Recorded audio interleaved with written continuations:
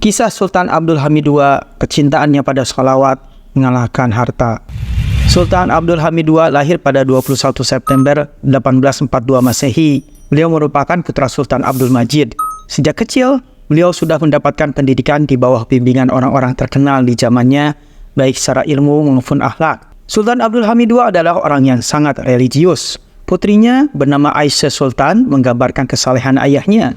Dia biasa sholat 5 waktu dan membaca Al-Quran. Dia selalu pergi ke masjid, berdoa di Masjid Sulaimaniyah, dan berbelanja di pameran yang dibuka pada saat itu.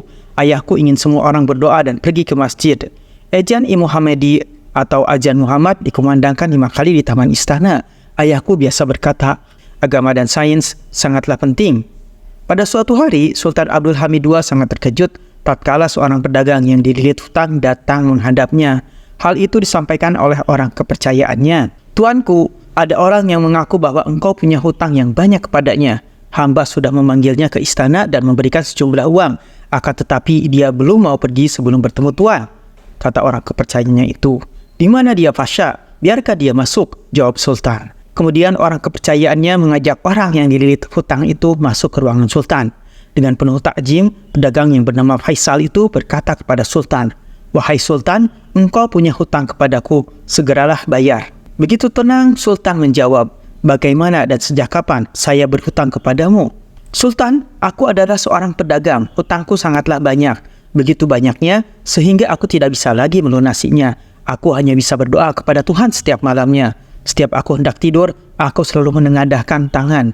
Hingga pada suatu malam, aku bermimpi bertemu baginda Rasulullah SAW, ujar pedagang itu. Sultan dan orang kepercayaannya itu sontak tergamang seraya mengucapkan SAW. "Wahai Sultan, dalam mimpi itu baginda Rasulullah bersabda kepadaku, katakan kepada Hamidku bahwa ia biasanya bersolawat untukku setiap malam. Tapi malam kemarin ia lupa. Datangilah ia dan katakan keperluanmu kepadanya." Sambung pedagang itu kepada Sultan. Mendengar ucapan pedagang itu, Sultan langsung berdiri dari duduknya. Tampak sekali wajah harunya. Sambil berjalan ke arah pedagang itu, Sultan berkata, "Tolong ulangi sekali lagi bagaimana sabda beliau." "Hamidku," jawab pedagang itu. Belum selesai, si pedagang melanjutkan. Sultan membuka laci mejanya dan memberikan sekantong uang kepada pedagang itu. Sambil berjalan, ia bertanya lagi, "Bagaimana sabda beliau?" "Hamidku," jawab pedagang itu. Belum pula selesai pedagang itu menjawab, Sultan melemparkan lagi sekantong uang kepadanya. Hal itu terjadi hingga beberapa kali. Tidak ada yang lebih penting oleh Sultan ketika itu selain ucapan pedagang malang itu. Mata Sultan mulai berkaca-kaca sambil mengenang-enang kesalahannya. "Malam kemarin, aku bekerja hingga larut malam, hingga aku tertidur di meja kerjaku.